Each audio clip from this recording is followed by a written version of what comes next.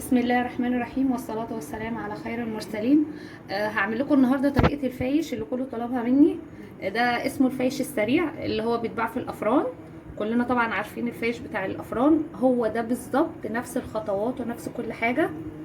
المقادير معانا نص كيلو دقيق جميع الأغراض، استخراج 72%. معانا ربع كوباية زيت، معانا معلقة كبيرة خميرة فورية، معانا معلقتين كبار سكر، كوبايه ميه دافيه ممكن نحتاجها وممكن نحتاج اقل حسب هنشوف دلوقتي، ومعانا معلقه كبيره كركم. هنبدا بسم الله. هنحط السكر والخميره، هنقلب شويه كده، ومعانا ربع كوبايه زيت،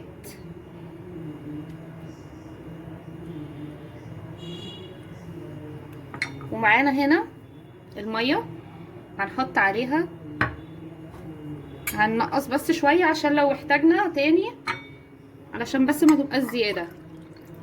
احنا هناخد هنا حبه كده عليها الكركم، لو احتاجنا ميه نحط تاني.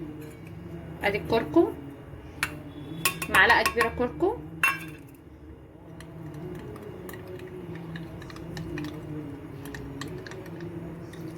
هننزل بيها ونشوف احتاجنا ولا لا. لو احتاجنا تاني هنزود ميه تاني. هنقلبها، اهم حاجه الميه تبقى دافيه علشان الخميره تشتغل. هنحتاج ميه تاني.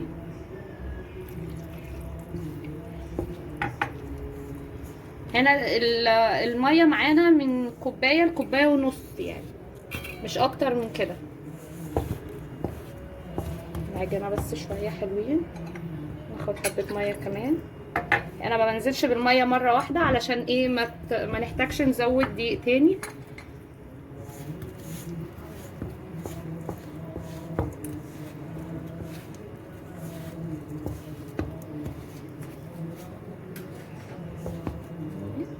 لو احتاجنا ميه تاني بناخد عادي، مفيش مشكله. كل دقيق بيختلف النوع بتاعه عن التاني.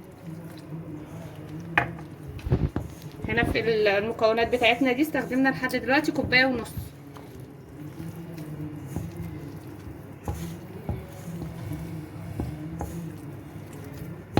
كده هنلم بقى.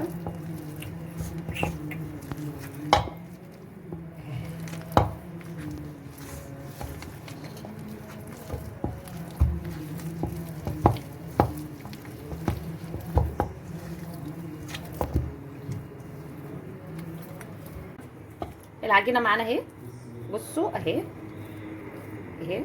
لو حسيتوا ان هي بتلزق شويه ممكن تضيفوا شويه دقيق، بس هي كده بالنسبه لي كويسه.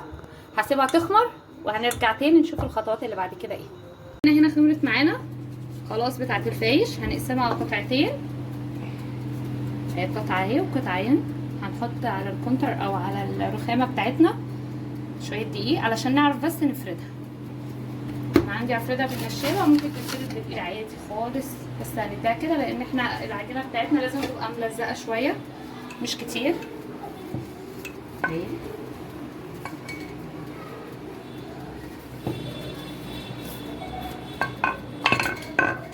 كده كده بايدينا برضو شغال، عشان اللي ما عندوش الامكانيات دي احنا بنشتغل بابسط حاجه عشان مش كل الناس عندها الحاجات ديت.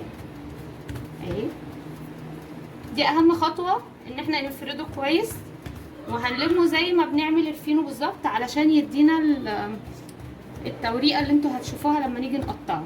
هنلم كده اهو، نمسح اي دقيق كده اهو. انا معاكم خطوه خطوه كده كده. اهم حاجه لما نيجي نقفل يبقى كله قد بعض اهي كده. نقفلها بس من هنا كويس علشان ما يفتحش مننا كده. هنعملها كده، نخليها كلها تبقى مقاس واحد اهي معانا اهي. خطوه اظن باينه قدامكم. هنجيب الصينيه اللي هنحطها فيها كده كده اهي. ما تقلقوش، هي ممكن تبان قدامكم دلوقتي رفيعه بس هي هتتخن جدا اول ما تخمر اهي. وهنعمل التانية وهرجع لكم تاني. جبنا التانية اهي برضه هعملها قدامكم عشان ايه نبقى واضحين معاكم من اول الفيديو. اهي بايديا مش محتاجه اي فرد من اي حاجه، هو احنا بس بنفردها عشان تورق معانا اهي. اهم حاجه نفردها بشكل بقى مستطيل علشان نعرف نلمها كويس.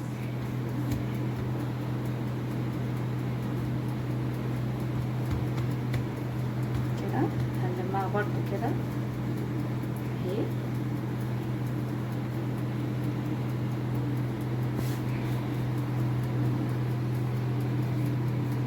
كده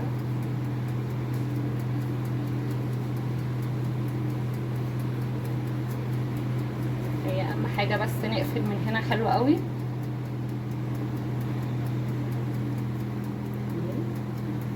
كل ده مش هيبان لان ده هيبقى تحت، كل الشكل ده هيروح اهي معانا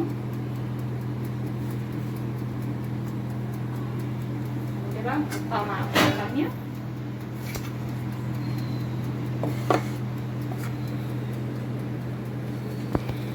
معانا. هنسيبها تخمر، هنغطي عليها ونسيبها تخمر. هتخمر من حوالي ربع ساعه لنص ساعه، هتلاقوا حجمها اتضاعف. وهنرجع لكم تاني. ورجعنا لكم تاني بعد ما خمر. دي المره التانية اللي بيخمر فيها. اول مره بعد ما بنعجن بيقعد نص ساعه، تاني مره بعدها برضو في الصينيه هنا نص ساعه تانيين. هندخله الفرن على درجه حراره 200 لحد ما يحمر. هوريكم ما يطلع، هوريكم هيوصل لحد فين. واو الفايش معانا طلع من الفرن. بصوا التسويه عامله ازاي. خد معانا من 20 دقيقه لنص ساعه حسب الفرن برضو. اهم حاجه انه ياخد اللون ده. هنسيبه يهدى شويه ونقطعه وهوريكم هنعمله ازاي.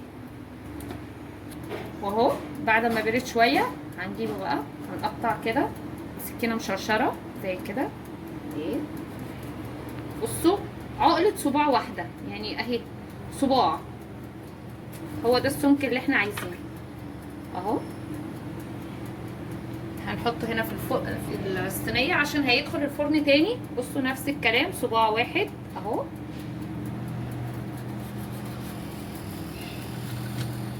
اهو بيبقى معانا كده. بصوا بقى التوريقه اللي احنا عملناها عملت ايه. هي دي الفراغات اللي احنا عايزين نوصل لها. بصوا انا بوريها لكم خطوه خطوه. هو سهل جدا ومكوناته موجوده، مفيش اسهل ولا اسرع من كده اهو. احنا هنا هنخلص باقي الكميه كلها وهنحطها في الفرن على فرن درجه حراره 150. هو بس مجرد ان هو هينشف شويه حاجه بسيطه وبعد كده هنطلعه. يعني ماكسيمم بياخد من 10 دقايق على فرن هادي خالص او ربع ساعه لحد بس ما ينشف شويه لان هو بيبقى طري. وبعد كده هنسيبه هنطلعه من الفرن هوريهولكم وهوريكم لما بيقعد. برده هنقعد نسيبه ليله كامله هيطلع معانا ناشف ومقرمش زي الفرن بالظبط. هخلص تقطيع واخلص الكميه وهدخلها الفرن وهرجع لكم بعد ما اطلعها من الفرن اهو. بعد ما خلصنا التقطيع اهو هوريلكم قبل ما يدخل الفرن. هندخله على فرن نار هاديه اهم حاجه علشان ينشف. احنا بس داخلينه اللي هو تحميصه مش اكتر.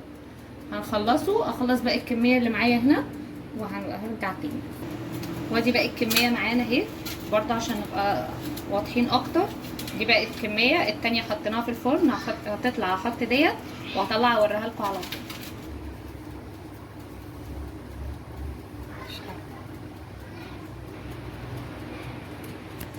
ورجعنا لكم تاني. الفايش اهو بعد ما طلع من الفرن مقرمش. هو بس هتسيبوه شويه يعني ساعتين 3 ممكن ليله كامله عشان يطلع معاكم بالقرمشه دي.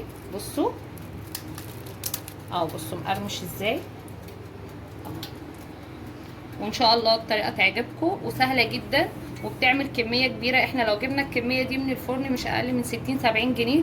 هي ما كلفتناش كتير. احنا عندنا الكركم في البيت هتكلفنا بس كيلو الدقيق والزيت متوفر وكل المكونات متوفره. عندنا السكر وعندنا الخميره كل حاجه متوفره.